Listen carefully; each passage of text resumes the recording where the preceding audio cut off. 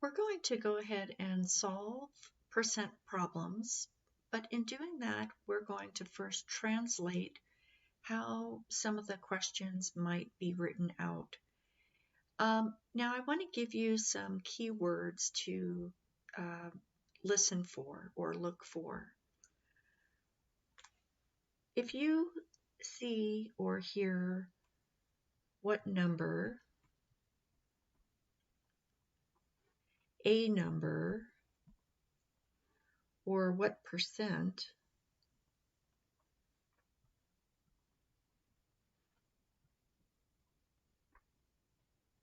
these are all referring to an amount that we don't know.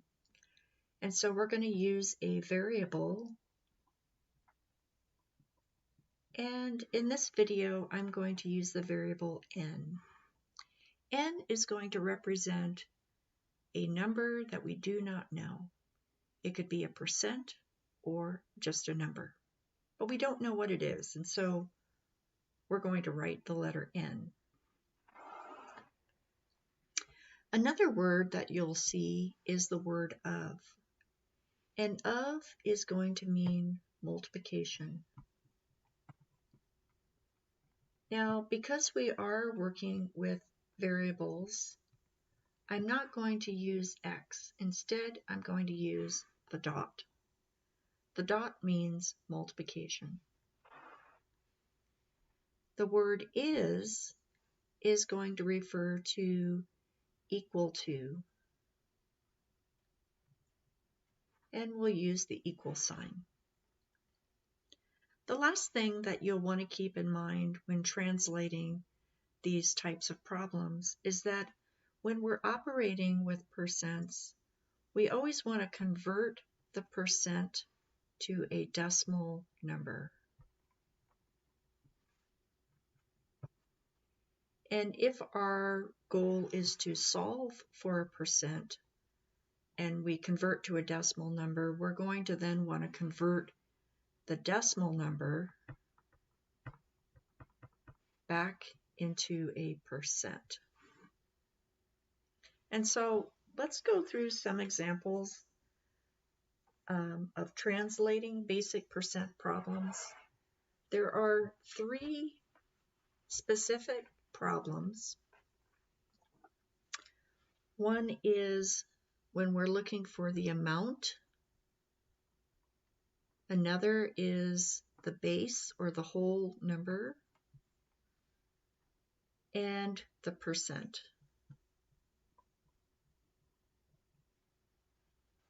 Okay, so let's look at the amount. We're searching for the amount. In this example, we have what number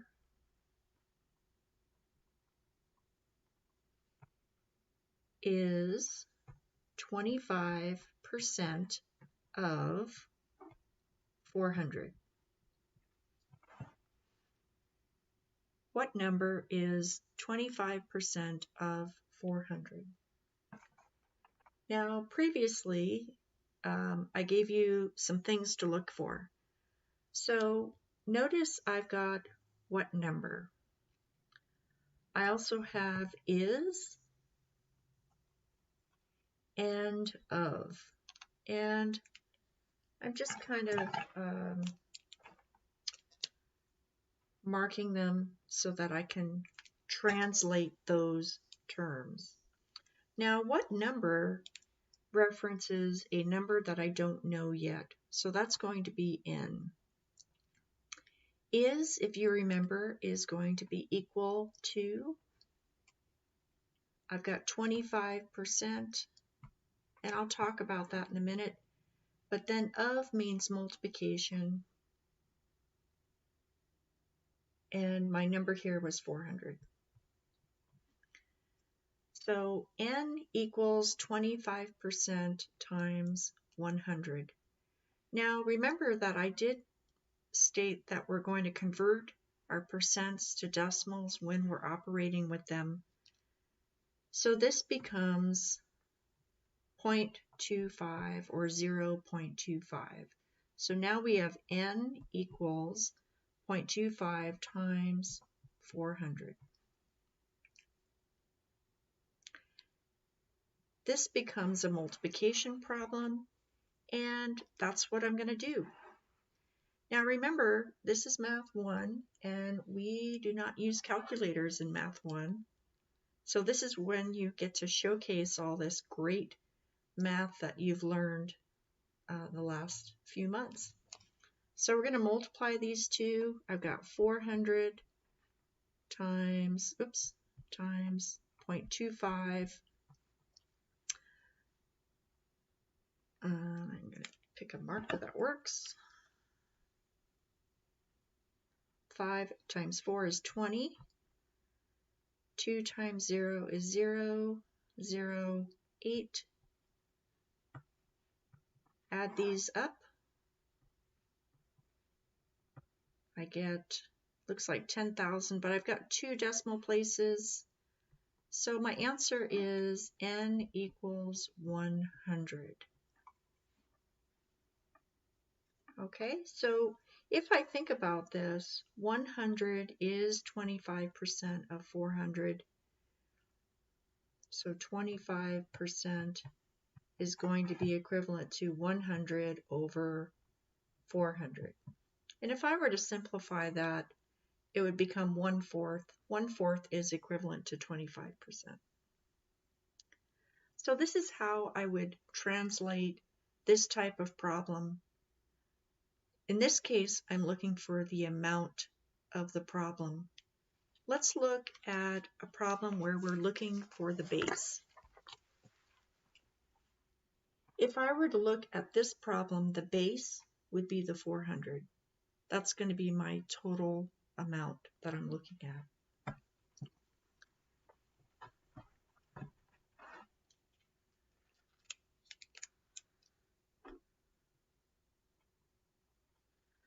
Okay, let's say I have 24 is 75% of what number?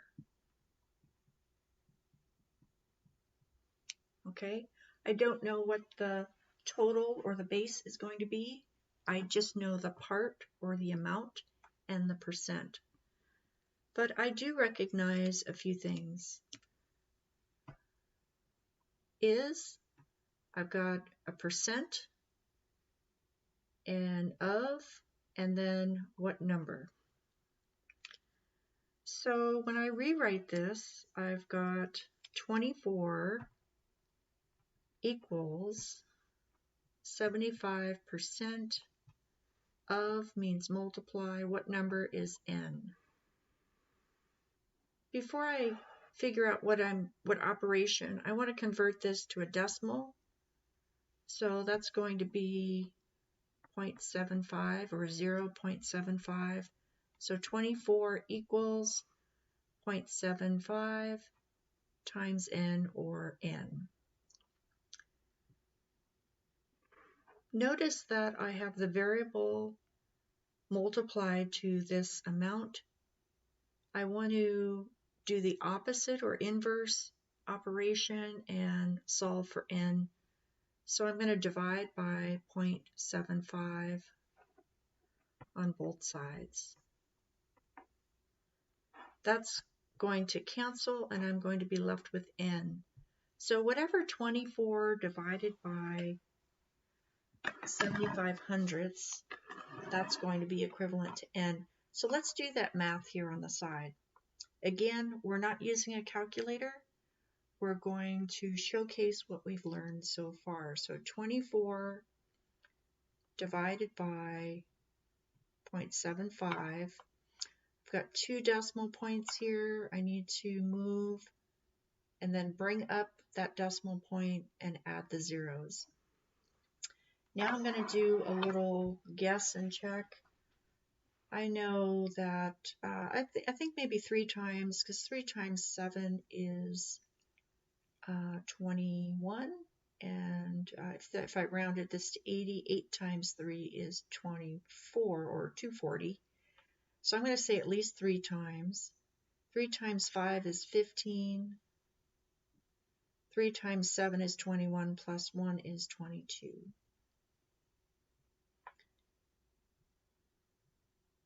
When I subtract, I get 15. I'm going to bring down 0. Now, I do know that 75 times 2 is 150.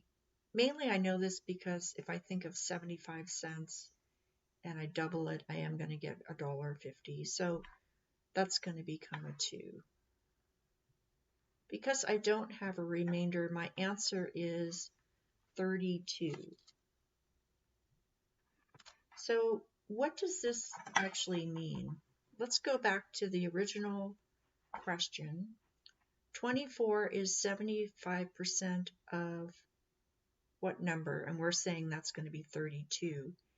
So if I were to plug in 24 over 32, and that's going to equal 75%, is there a way that we can verify that? Well, yeah. I mean, you could divide 24 by 32, you would get 0.75. Another way is to reduce it with fractions. I know that 8 goes into both of these. So does 4, but so does 8. So 8 is a greater common factor. So I could divide both by 8. I would get 3/4. Now, if you recall, 3/4 is equivalent to 75%. If you didn't know that, you could always divide 3 by 4. You would get 0.75. So I always want you to kind of go back to the original problem to make sure that what you're getting fits into the question or fits into what is being looked for. Okay, but the answer in this case would be 32. Let's look at another problem where we're looking for the percent. And again, we're just applying the translation rules and going from there. So let's look at what percent of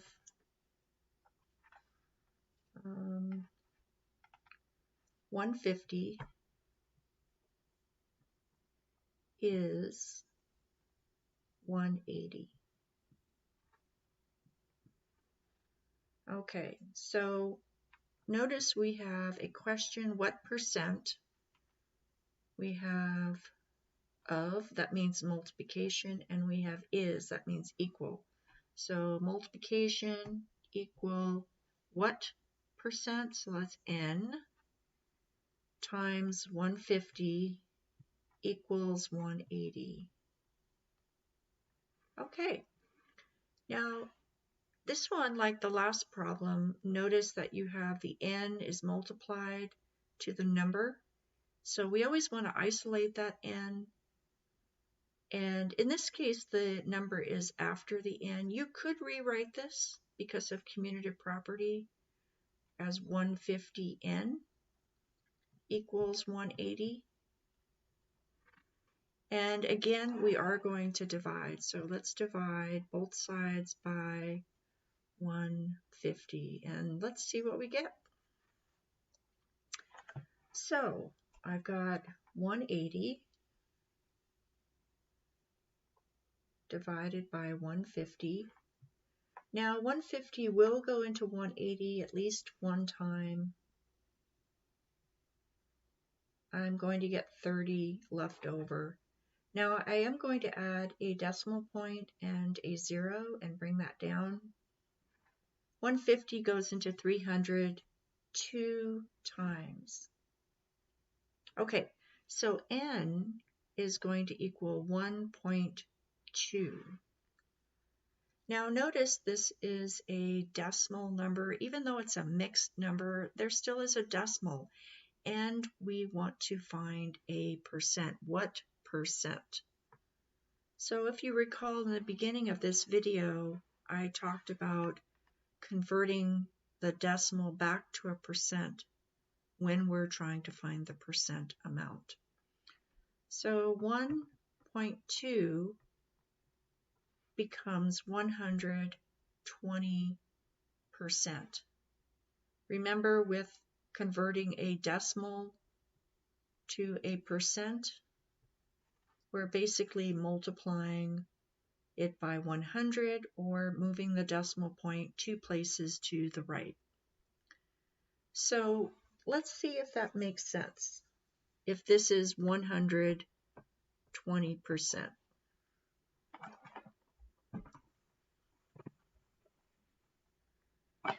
So if the total or the base is 150 and the amount that we have is 180, does that equal 120%?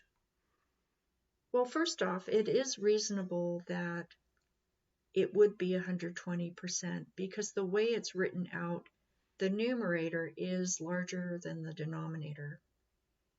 Now we know that when the numerator is the same as the denominator, we're going to get 100%.